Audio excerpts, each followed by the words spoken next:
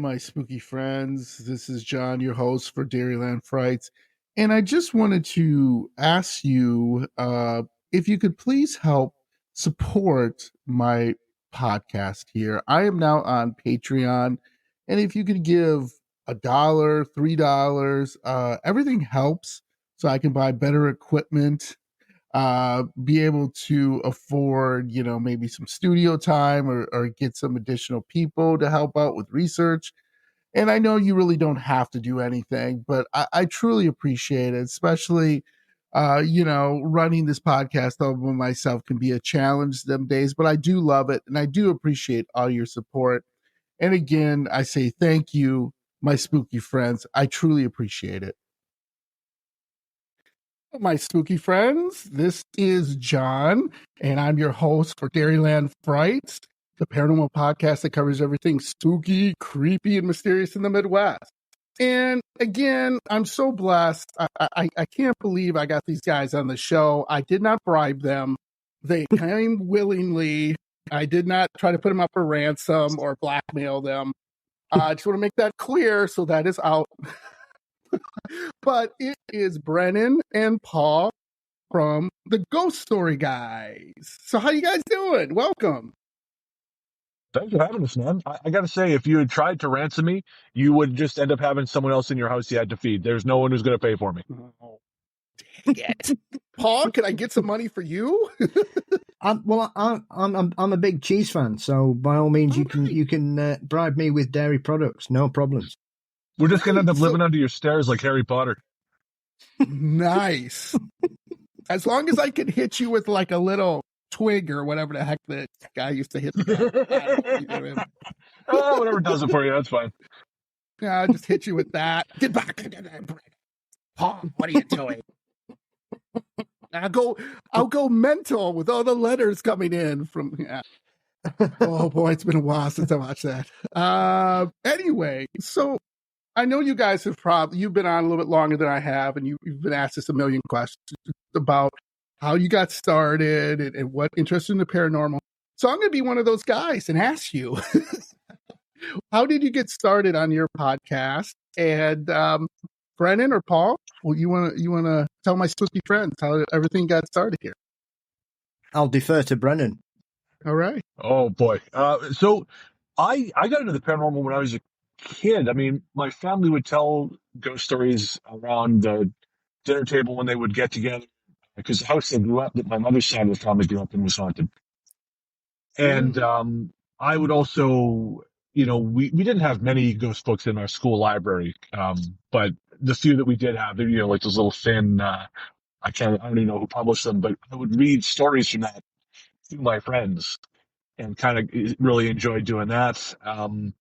And then I sort of went through a grouchy atheist, I don't believe in any of this kind of phase. And I started coming out of that probably in my maybe late 20s, and then it was about the time I started working on my book, Strange Little Place, available everywhere. Find books yourself. Nice. And that kind of got me. I had some experience, like some real experiences then, because I'd had a couple things happen that were weird, but I had a couple experiences that were undeniable, and that just totally changed everything for me. Yeah. So let's get into that. Tell me about, Brennan, your experience that kind of like moved you, like that made you kind of believe, hey, there might be something behind that with this paranormal. Yeah. So, I mean, the short version is basically I went back to Revelstoke, my hometown, to start researching strange. And I had a couple odd things happen, and I was back at work on the Monday, I'd returned or whatever, talking to the receptionist and telling her some of the spooky stories. And she'd had her own, and she was telling me, and then as we're talking, I see in the empty office behind her, and we were the only ones in the entire office that day. I see this all black head peek out. Yeah. Hold there just long enough for me to see it, and then go back. Uh-huh. And then about 2 weeks later, I woke up in the morning. My wife had already gone to work. I remember looking at the clock on her side of the bed, and I think it might have been 8:30 in the morning, something like that. So I rolled back on my side, and I realized it's like there was someone right here, but there's a table there, so they couldn't be standing there. Yeah. When I turned my head to look, it was a shadow in the shape of a person. Mm. It fell across me in the bed before I could move. And it was like electricity shot throughout my entire body. And I passed out, Mm. and I woke up, half an hour later, and I thought, well, that just happened. Wow. Wow. And did you feel ever, a lot of people say too, that they kind of felt like this really stuck with them for the rest of their life? Because it sounds like it has, right? Like this, you tell it like it's yesterday, right? Oh yeah, yeah, yeah. It's permanently changed the course of my life. You know, I mean, I do this full time now as like paranormal podcasting, and that wouldn't have happened without that experience because I would have never believed it. You know, I would have just been like, oh, this is Yeah. a fun novel thing I do with my spare time or something I have an interest in. But that just made me, it hooked me, you know? Yeah, absolutely. So, Paul, can you top it? I don't want Paul I topping me, let's be clear. Yeah, so Boy, I let's grew go up. in a different direction. Well, it is Saturday.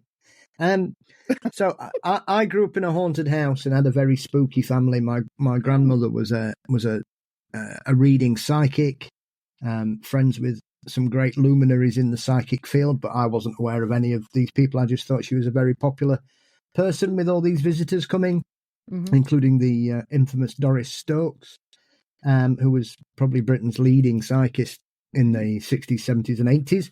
And we lived in a vicarage, really, and it's what it was. It had been converted. So I lived across the road from a graveyard, and it was a big sort of spooky house split into 3 different dwellings, and we didn't really have much happening other than it was very atmospheric. And then we were doing, well, my stepfather was doing some gardening, and we discovered a grave in the front garden of a baby.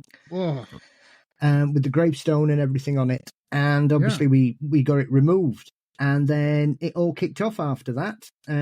So we had things moving about. We had things dropping from the ceiling. We had furniture moved. We'd have the bath fill up.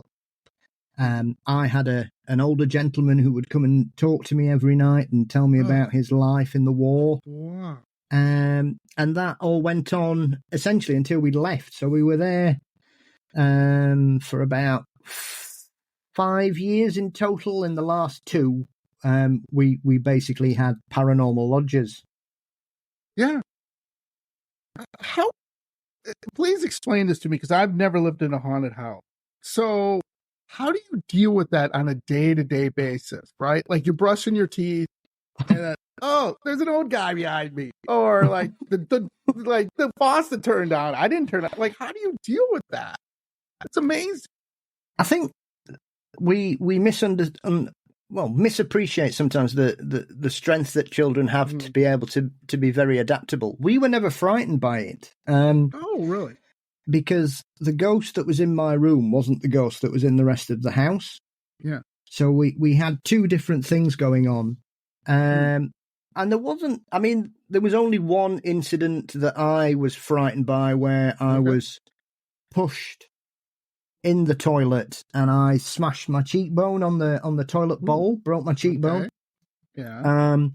That was the only thing I ever happened. My mum received a serious injury because my favourite toy had been left on a step. I didn't leave it there, and my brother wasn't old enough to put it there. And she slipped on it and snapped her toe in half and had to have most of it removed. So the dog wasn't very keen on him either, whatever it was. And it would tease the dog quite a lot until we would say, knock it off. And we went through babysitters quite a lot. A lot of people had come and babysit one night, and then they wouldn't come back. So basically, we used to get shipped off to other people's houses because nobody had come and stay. And like I say, that was it. You know, a couple of incidents that were bad. Most of the time, I just found it really interesting. Wow, that's You know, what's funny is when we had COVID here, well, COVID everywhere, really, there were people talking about they would be in a haunted house, right? And they didn't worry about it because they went to work and you have a life, right? So you're in and out. But when you're stuck there 24/7 and you can't do anything, and just a funny story I wanted to relay. I wrote this article about this woman, and she had a little boy that would bounce a ball against the wall. So it'd be thump, thump, thump, thump, thump, thump. But, you know, and it bugged them, of course. But imagine hearing that 24/7. So eventually she just started yelling at the little boy, "Will you shut up? Will you put that?" It's enough of this Hogan's Heroes nonsense. What were you saying, Brennan? I'm sorry, I didn't catch that. Oh, no, I said that's enough of this Hogan's Heroes nonsense. But that's just interesting to me because I've spoken to several guests who have haunted houses, who have, you know, been traumatized one way or another. I actually have a guest I talked to who believes there is a cryptid in a cave on her land. And she talked about how, like, she's a farmer, and she went to one time to her chicken house, and all the chickens were mutilated. Not by a wolf, not by a fox, because she says, I know the difference, and I'm just taking her word. And she was like, okay. And she's gone to that cave to check it out, and she's heard things and seen footprints that she's put on her site. And I'm just like, I don't know if I'm going to stay in that. I don't know. I might be gone. I might be selling that property. I don't know about you guys. Bouncing balls are one thing, man, but if something's ripping things apart, I'm out of there. Yeah, right? Yeah. Yeah. I'm screaming like a little girl, and I'm gone. Yeah. Forget little girls. I'm screaming like Ronnie James Dio, and I'm getting out of there. Good scream. I love that. Yeah. So one of the other things too is I always know I've listened to your podcast, and again, I love it. I only have the best of the best on my show, and it's very funny, and you guys have a different perspective. So one question I always ask my paranormal people and my spooky friend is there been a time where you've been researching something and it affected you so greatly that you had maybe trouble sleeping, maybe you had trouble just getting it out of your head? So Brennan or Paul, you want to talk about that? Or just something you maybe got an email from somebody and you just like, wow, email story, right? You know, that just like, ooh, that's tough. Why is this affecting me? And I think we once had a voicemail doing the Ghost Story Guys from someone explaining a personal experience, which I found quite chilling because they seem to consider it as paranormal, and I considered it as abduction. Ooh, okay. Could you tell that one? Or give me a brief note of it? Yeah, they were having weird dreams and experiences and seeing things at night. And the more they told the story, I think it took me about a minute to think, this isn't a haunting. This clearly isn't a haunting. What they're describing, because I love all weird things. So, it just struck me straight away that what they were describing, maybe they were trying to comprehend it in a way that made it less traumatic for them, and so they wanted it to be paranormal, but it didn't seem anything paranormal in the slightest to me. I found that quite disturbing because they didn't seem to, like I say, I'm presuming that, but I don't think they realized what was going on. Mm-hmm. I got you. Brennan, do you have anything that affected you in a way where you're like, I don't think it's that, or, you know, something similar? So when I was writing the book, the missing time chapter really bothered me. I remember when I was in Denver airport when I started writing it. And then I finished it back home in Victoria. And I remember at one point having to leave the apartment and go outside because I needed to feel connected to the world. I felt very isolated and almost observed. And it could have just been me psyching myself out. I don't know.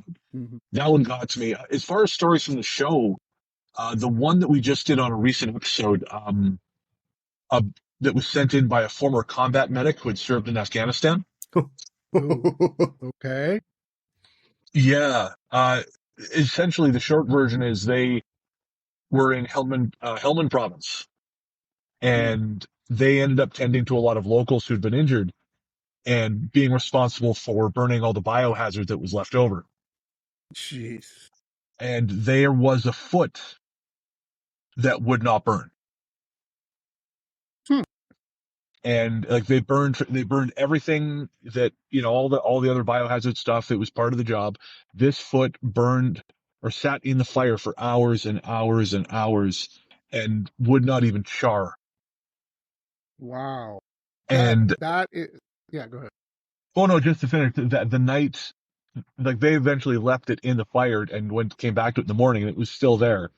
But that night they had a dream about there being a man dressed in white sitting in their medical tent facing away from them, and that man was missing the foot that they were burning, and the man started turning around to face them, and they were afraid to see his face, so they woke themselves up intentionally. Oh, wow. Whew. Yeah, and you hear that a lot in war in stories. I remember a story I heard off another podcast about these, I believe it's some British soldiers in World War One, and they were, in their trenches, and they looked out and saw like this shadow figure enter the German trench, and all they heard was screams and gunfire, and it just swept through this trench, and all the soldiers, the British soldiers were over there, were just terrified, and no one left their trench. Like they didn't even leave. And then the story goes, the next morning they go in there, and everybody dead, everybody, and it looks like, according to military record, there was some type of, I don't know, how would you say, lunacy or something, that they each shot each other. Like, excuse me, that everyone just went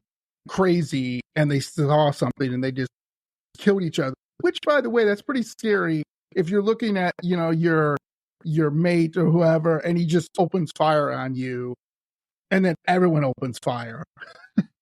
I mean, and you hear that a lot in the military, where they've seen shadows, they've seen other things. So, that is another reason for no war. So my next question is, sorry.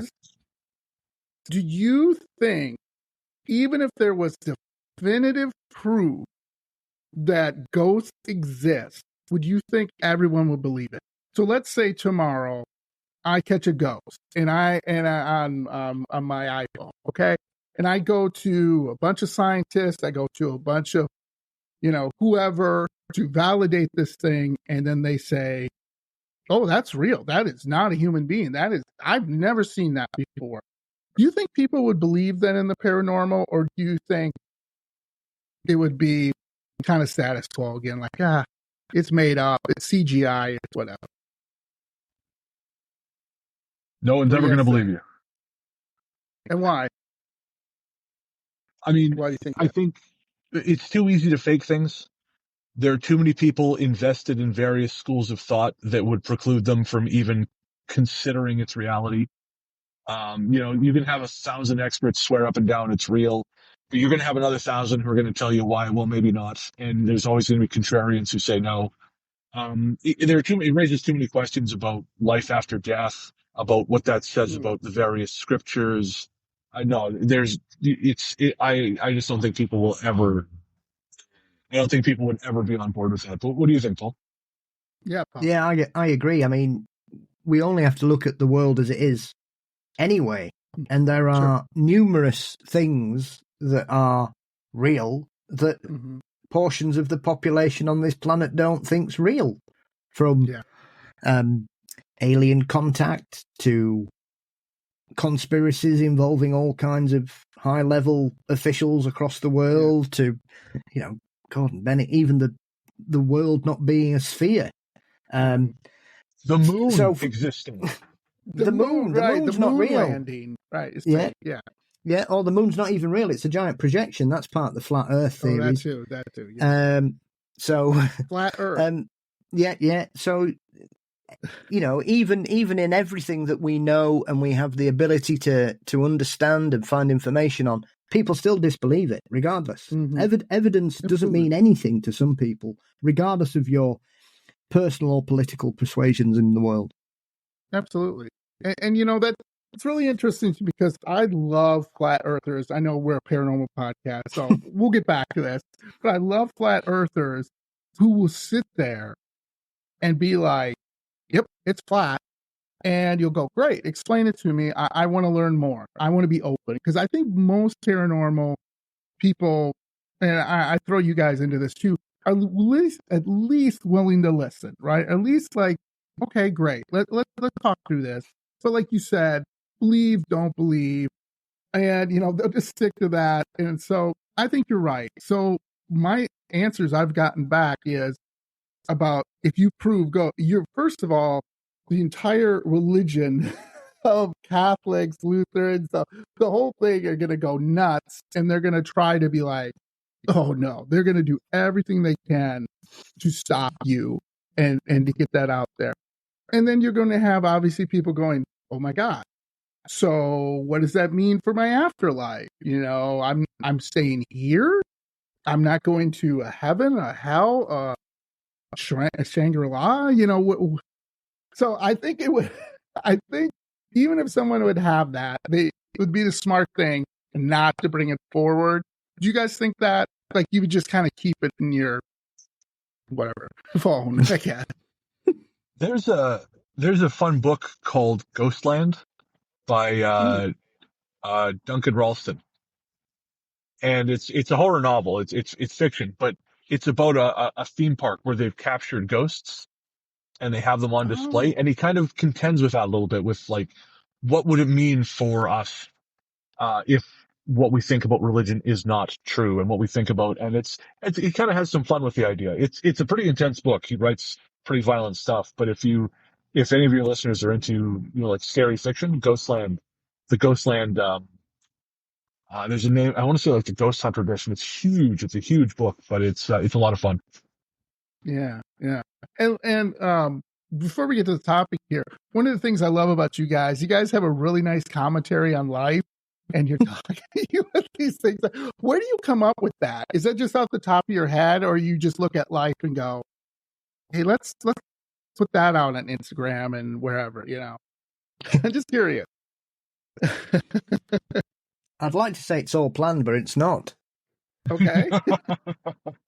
It's entirely everything we do most of the time is obviously we've got a script and things, but yeah, I'm a bit weird because I just remember random things all the time, and we don't. None of the conversations are scripted or anything.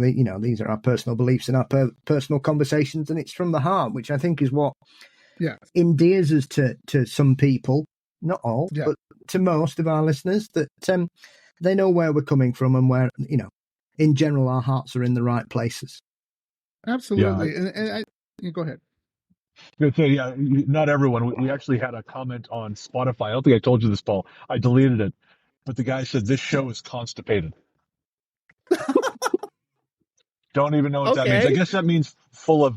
I won't swear on your show, but I guess that means full of crap, maybe. But yeah, I thought that was kind of funny. So yeah, not everyone appreciates it, and I know some people like the show is slow or whatever. I'm like, well, go listen to someone else, you moron. I don't care. Right. Yeah. And, like I said, I listen to it because you guys have a great variety of topics. You have fun with it.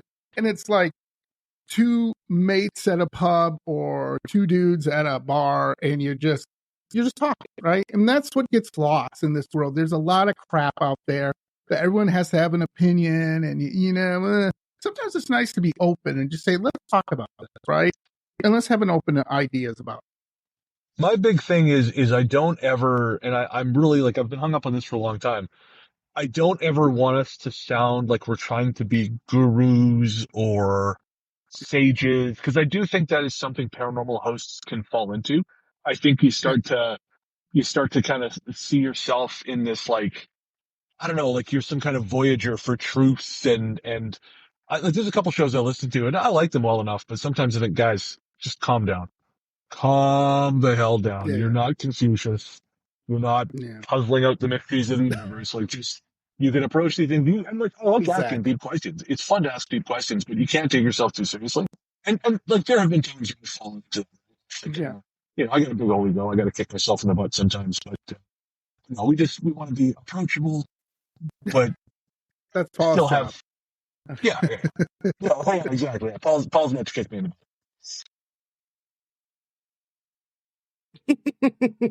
Yeah, it's still a perspective, right?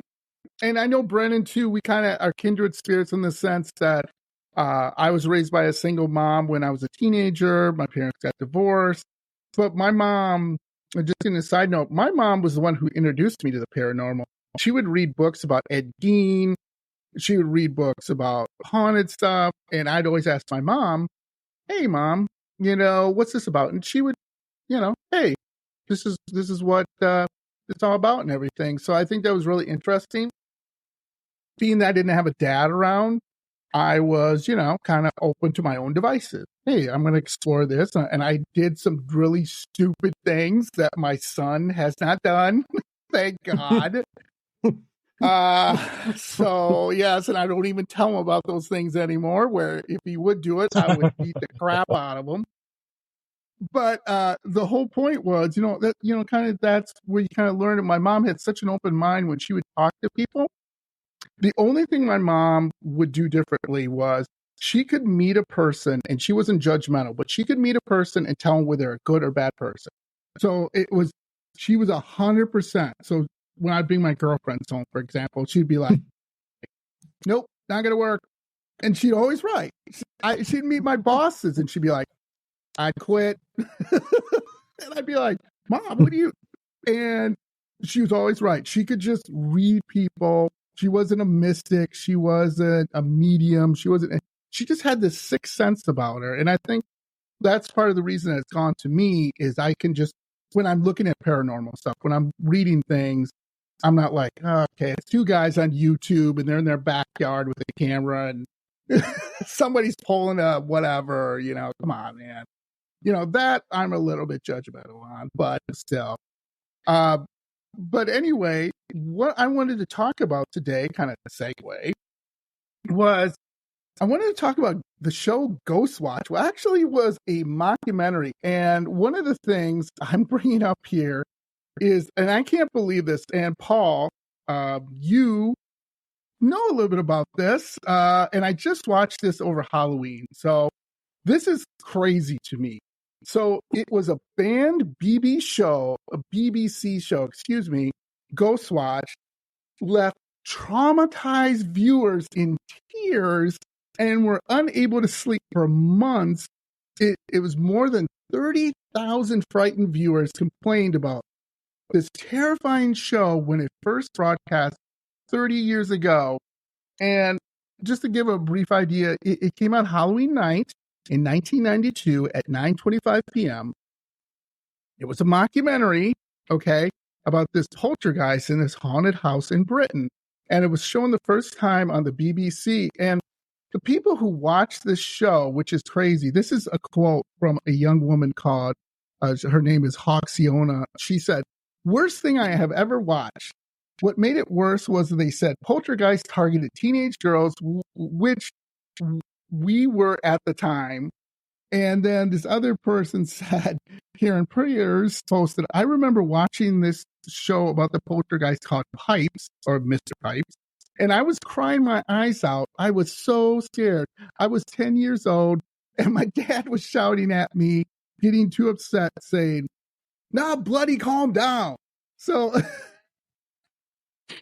now this is the only way I can describe this, and is the War of the Worlds with Orson Welles in the 1930s, where he came out on radio saying there were aliens landed and they're attacking the Earth, and you better grab your shotgun and start shooting things. And people were shooting, and I'm not kidding, water towers, other people, buildings, just opening fire randomly until they had to come on and say, hey, this is fake. Orson Welles was told by whatever the broadcast he was doing over, you have to go on and tell people this is fake. This is not People they kept shooting just in case it hadn't stopped for 80 years. Am I right, Paul? Oh, go ahead. So, Paul, I'm going to defer to you. Is that true? When you saw this, was it like, what did you feel watching this? I kind of clocked halfway through it wasn't real. Primarily because what they did was they used real presenters. So none of the people who were the key characters in this play were actually actors. You had Michael Parkinson, who was Britain's version of Johnny Carson. He was like our premier talk show host, and he had the best of the best. Ironically, from the same place I grew up in, Barnsley in South Yorkshire. And then you had a couple of kids' TV presenters involved as well, neither of whom's strong point was acting. So I'm still. I mean, it was. Let's be honest, though. It was very honest. I watched it on my own on Halloween 1992. I'd just moved to Sheffield, and we were in a pub. So I was on my own in a strange place with a howling gale outside, sat next to an enormous window, which was like 20 foot by 20 foot, that kept wobbling in the wind, and I thought it was going to come in at any moment. And so it was very atmospheric, and it was very frightening.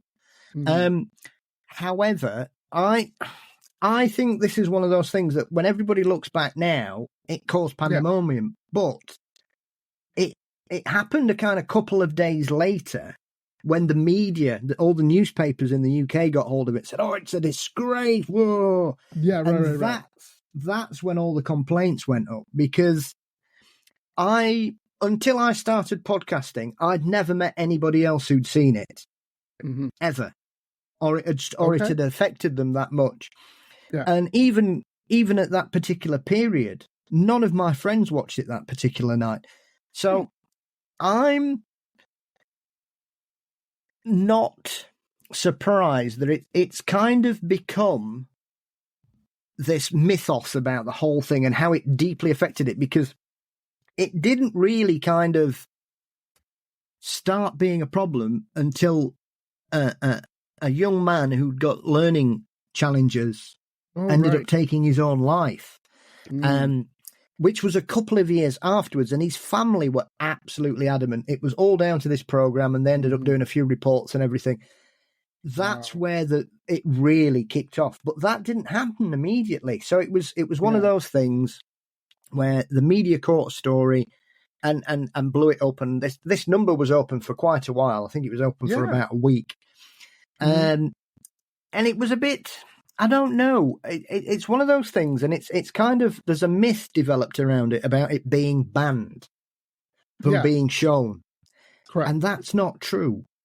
Oh, it was stopped. It couldn't be broadcast because Guy Lyon Playfair, who was the original, one of the two investigators of the Enfield poltergeist haunting. Oh, right. If you watch Ghost Watch and you know anything about Enfield, it's essentially the same story. And it was a complete rip-off of Guy Lyon Playfair's book, This House is Haunted. So they just changed the names and everything. But it involved two girls living in a house, being pestered by an awful poltergeist. I didn't know that. And so Playfair sued them. Yeah, Playfair sued them. And I know this for a fact because he wrote to the Fortean Times in 2013 when they did 2012, they did a 20th anniversary special. And this is when I found out about this myth.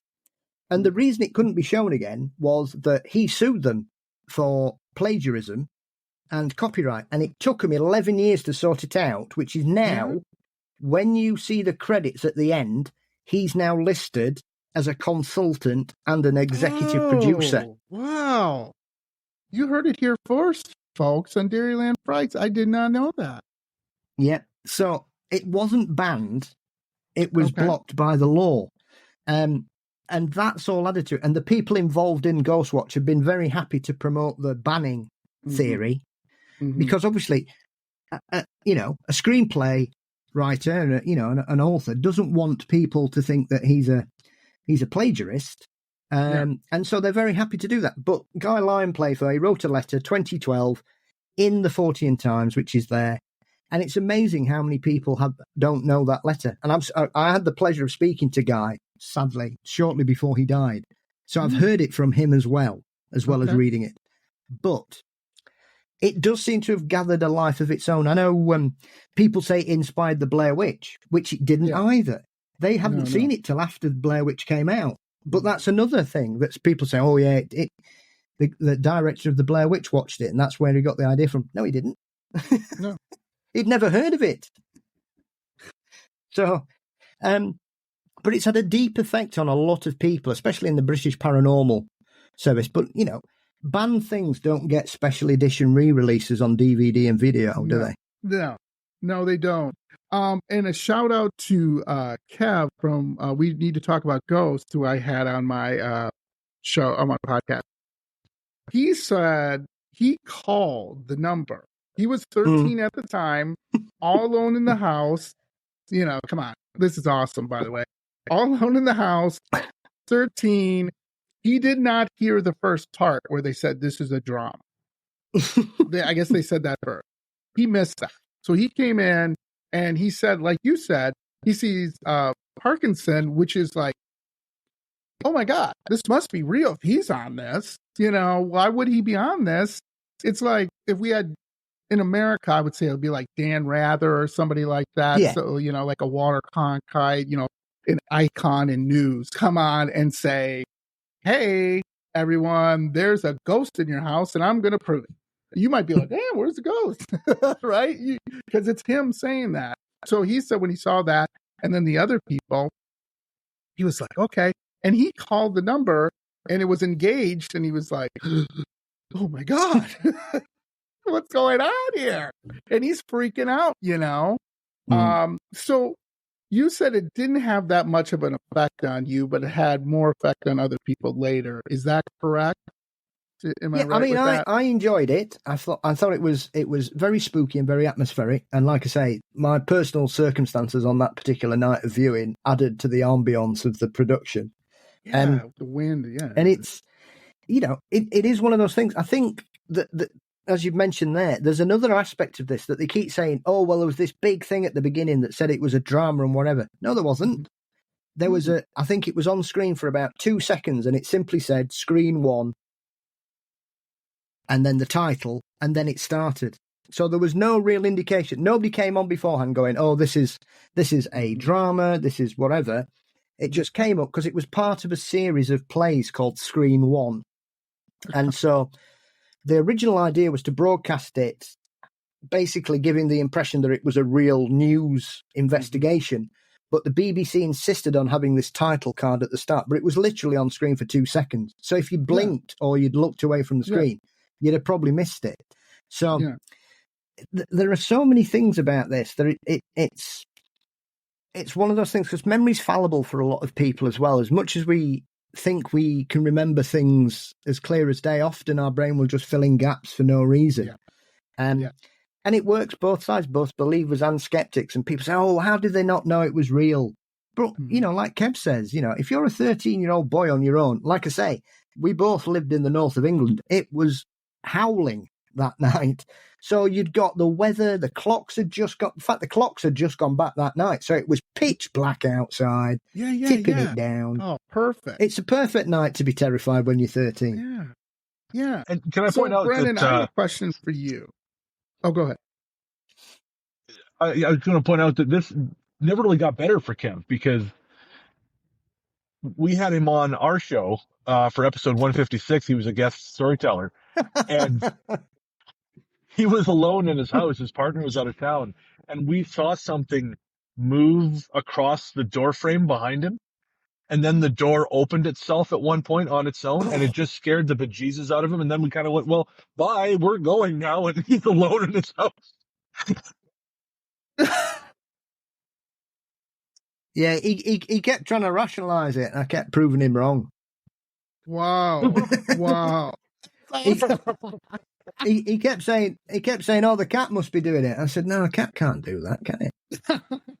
Why? That cat's not there. Cat's with you. Why's the cat? How's the cat doing that? Yeah. It's not the cat, Kev, is it? He doesn't have one. Where is it? Oh.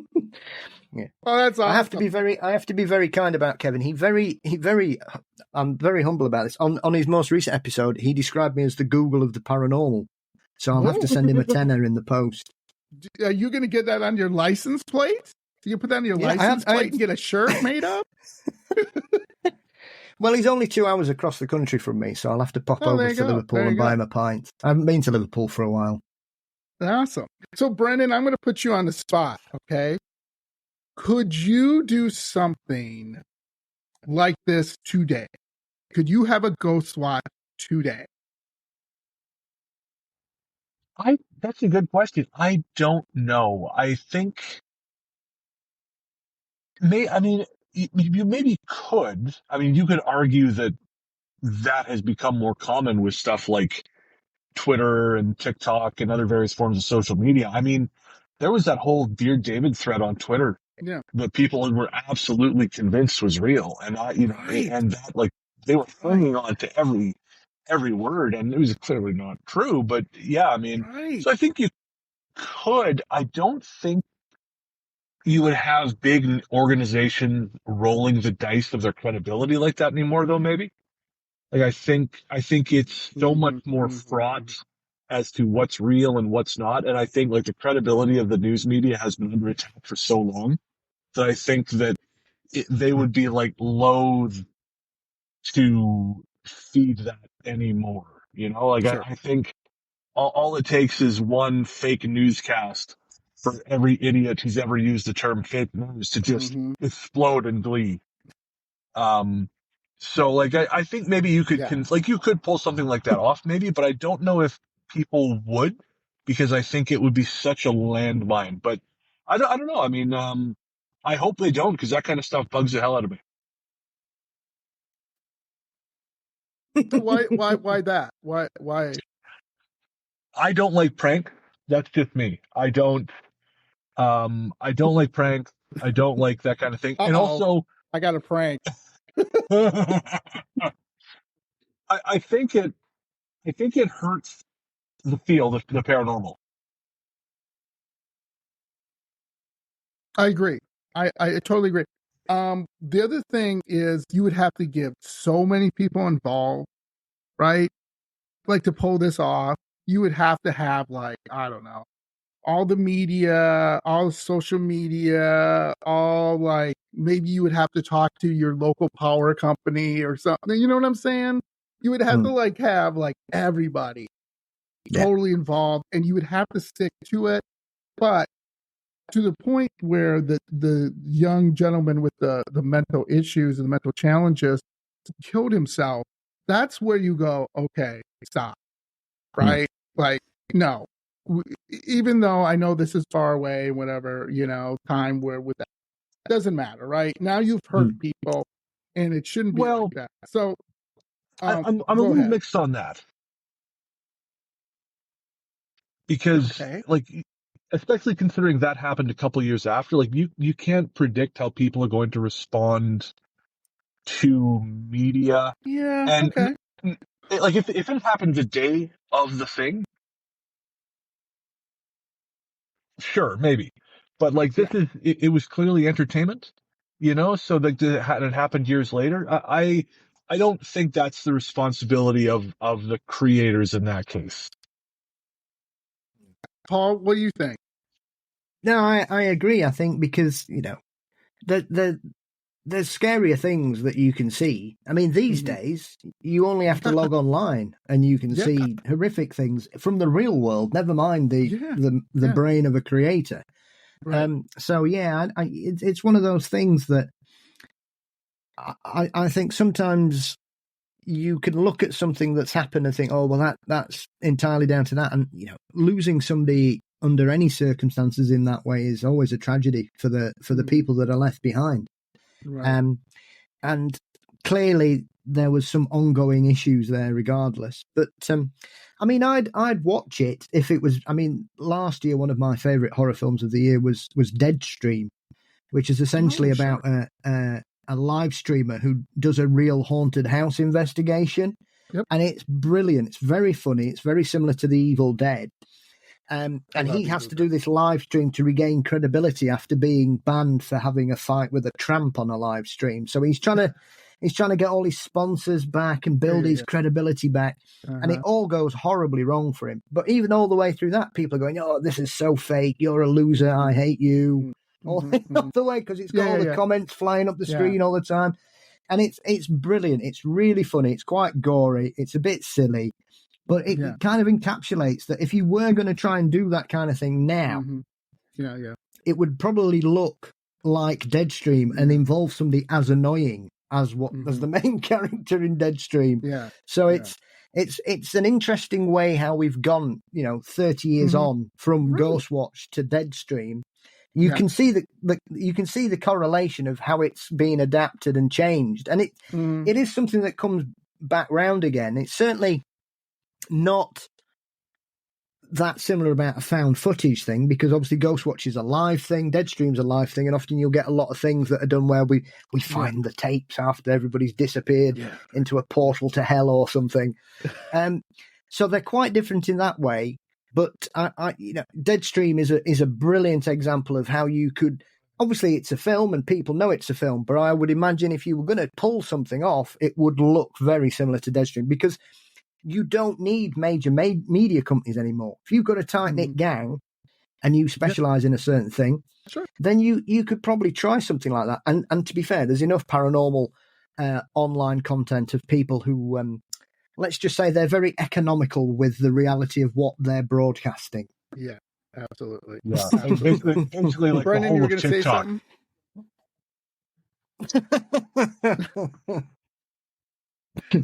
Exactly. So one of the things I always, just a really quick sidetrack here, why is there so many portals to hell that we can find, but we don't have portals to heaven? Like, literally, you can go down to your grocery store, there's a portal to hell in the frozen food section, and like, what the you guys have any thoughts on that? I don't know. Every time I hear that, I go, man, there's a lot of portals to hell. My thinking along these lines is that if you've got a really great club, you don't want to tell people where it is, right? So heaven's like a great party you don't want people to find. Right.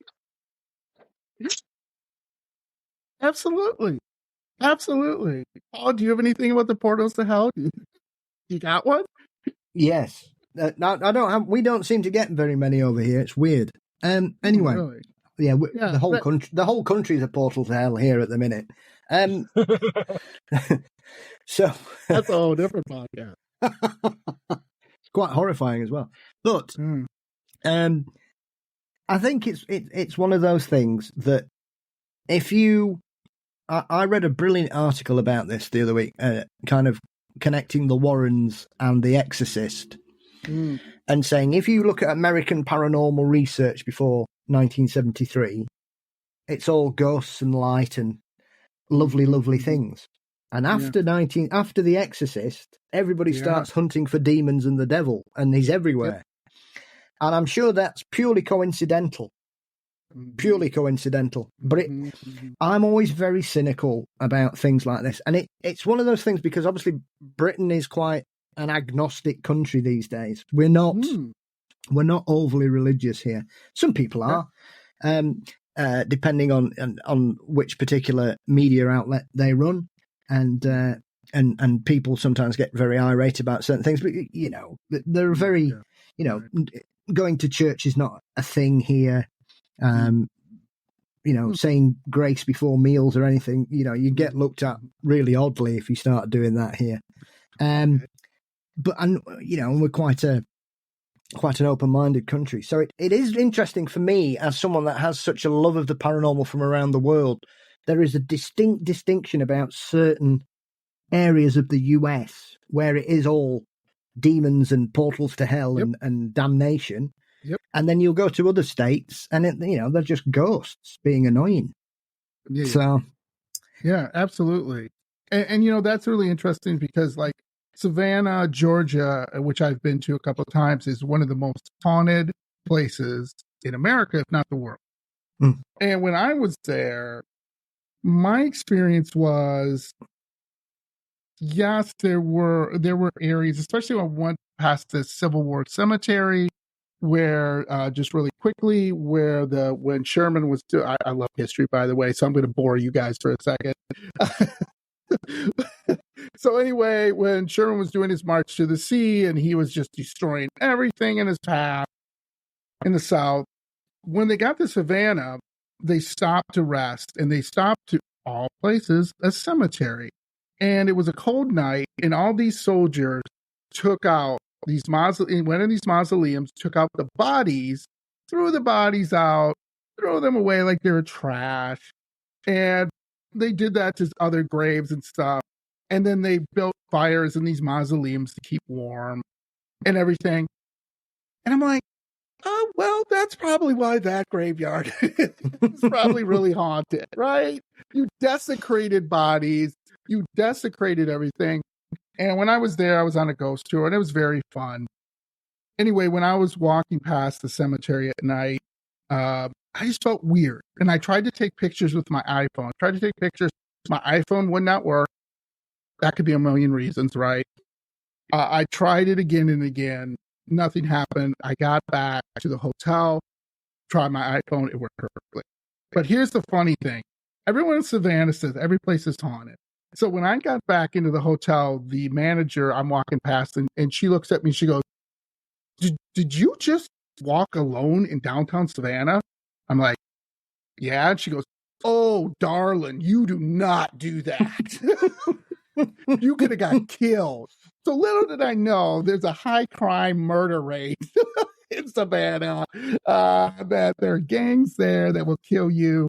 And also, she said, spirits will attach to you. So she was like, don't ever do that again. And she was adamant about it. And I'm like, wow. And that's the way people in Savannah, at least, they know everything's haunted. It's a rich history. There's a terrible history of slavery and war. And that leads to, well, an imprint of terrible things, right? And especially with the paranormal. But they take it in a sense of respect. And, like she was fear. Like almost like, do not do that again. She was like, I will go with you. Like, we will go together. Do not do that again. And so the rest of the night, I slept with the lights on. I was looking around the room, had the covers pulled up over my head like a little 3-year-old. Thanks, lady. But anyway, yeah, so it comes down to that. So wrapping up here, because you guys have been generous of your time, and I truly appreciate it. Brennan, I'm going to ask you first. What is your bucket list? Number one, you want to go to paranormal site anywhere in the world?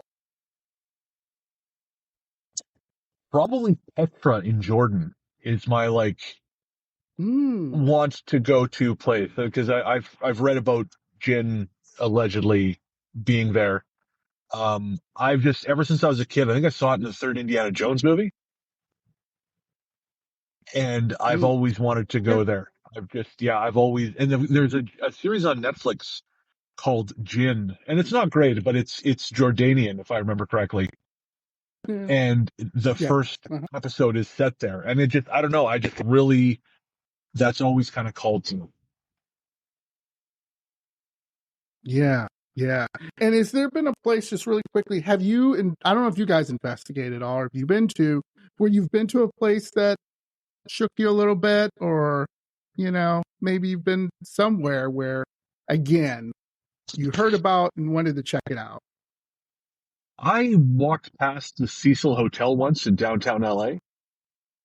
Oh, yeah. And I didn't go inside, but just walking past it, man, it was like the Eye of Sauron. It felt like someone was like rubbing your third eye with sandpaper. It was a very intense feeling just walking past it. I can't imagine actually going inside. Yeah. Ooh, yeah, I hear you. So, Paul, same question. Bucket list, where you would like to go paranormal. Hoya Forest in Romania. Oh, yes. Yeah, explain that to people who are not familiar with it. Can you give us like a brief idea? Because that is an awesome place. Yeah, so it's this beautiful.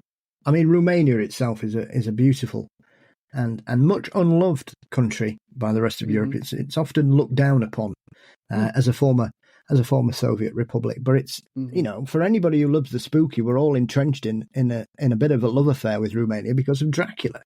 And so the Hoya Forest is this incredibly atmospheric portion of land that is, some would say it is a thin veil between both sides, and it's supposed to be inhabited by numerous nefarious spirits from the other side who will often lead travellers to a disappearing or a sticky end. So I'd like to go with plenty of people. So they can make die sure first. Yeah, well, and make sure I've Brennan, you don't look good. done some cardio beforehand, so I can make sure I'm not the slowest person there, and keep an eye out for the bears that wander around there. But yeah, that would definitely be mine, especially in Europe. Yeah, yes, and I've heard about this forest too. Mine really quickly is the Japanese suicide forest, and I can never pronounce the name, and I don't want to offend the Japanese listeners if you're listening, but it's just so crazy with all the different things that have happened there. And I saw a documentary on it because people go there to commit suicide, which is horrible. And they leave these ropes where you can go to find them, because you literally will be walking. Oh, look at this beautiful forest. This is great. There's a dead guy hanging from a tree, committed suicide. Or you find someone's tent and they've committed. And it's just, to me, you walk in there and it's just, people just say, just dread. Just a feeling of dread. And there are people that go around, and when the people who want to kill themselves, and they try talking to them to try to. So it's just terrible all that way around. And if I had a second place, I don't know if you guys heard of Bobby Mackey's. Yes. Yeah, it's where it's, again, another hell portal. Yes, thank you. Hell portal, Satanism, all this great stuff. I want to head out there sometime and check that out. So guys, thank you so much. Again, appreciate your time. I love your podcast. Do you want to bring up anything coming up for either one of you that you guys want to share with my spooky friend? You'll just say, you can check us out at theghoststoryguys.com. We're on podcast platforms everywhere. Again, the show is The Ghost Story Guys, and I am on Instagram, Threads, Blue Sky, and Letterboxd as Largely the Truth. Feel free to follow me there. Nice. Yeah, nice. And I'm everywhere as Mysteries and Monsters, which is my other show, because I don't like having free time. And so why should you? That's done that. So yeah, you can do that. But I'm also very proud today. I'm going to surprise Brennan as well, because he doesn't know this. I've just had my first published blurb today on a book. So I'm on the back cover of Ruth Roper Wild's fabulous new collection of true ghost stories from the United Kingdom. Hell yeah. Nice. I will have a pint for you tonight. I got some Guinness. I will have that for you, Paul. Good man. Don't have too many, though. Well, I got a full house here. I got a dog, 2 cats, 2 kids, and a wife. Yeah. Yeah. 6 cans then. Probably a ghost. Well, listen, don't take advice from me. I'll tell you that I'm the last, but I'm the one that'll be telling you to have more Guinness, not the other way around. Yeah, I hear you. I hear you, my friend. So thank you so much. And if you guys ever want me to be on as a guest, I'm more than welcome to bring some of my crazy kooky ideas. I got Kev. I suckered Kev into letting me be a guest on his show, because I have stories about Ed Gein and Jeffrey Dahmer. They're not my stories, but they're some personal stories from friends of the family that are spooky as hell, creepy as hell. that I would love to share with you. One just quick teaser for your audience and my audience is that my mom's friend was the head nurse when Ed Gein was spending his remaining years in a mental hospital. So she saw him every day. Wow. She waited on him. And I got a great story with that. And then Jeffrey Dahmer, my cousin, worked with Jeffrey Dahmer when he was in his heyday, when he was cutting people's you-know-whats off and trying to make sex slaves and putting Windex in people's eyes. Yeah. Yeah. So it's always best to say they're other people's stories if the police are asking. Wink. Oh shit, we're on camera. Damn it. All right, thanks guys. Before we wind up though, I always end every podcast episode and say hi to your ghost. Hello, ghost, because you never know, you might have a ghost there. Hi, Brennan, ghost. there's someone in the backseat of your car with a knife. I just wanted to tell you that. Don't worry about it. You'll be fine. I'm not locked in here with him. He's locked in here with me. I knew it. Like Rorschach. So, guys, stay spooky. Love you. Hopefully, we can talk soon sometime. And you guys have a great weekend. Thank you very much. Thank you for the invitation. Take care. Bye-bye.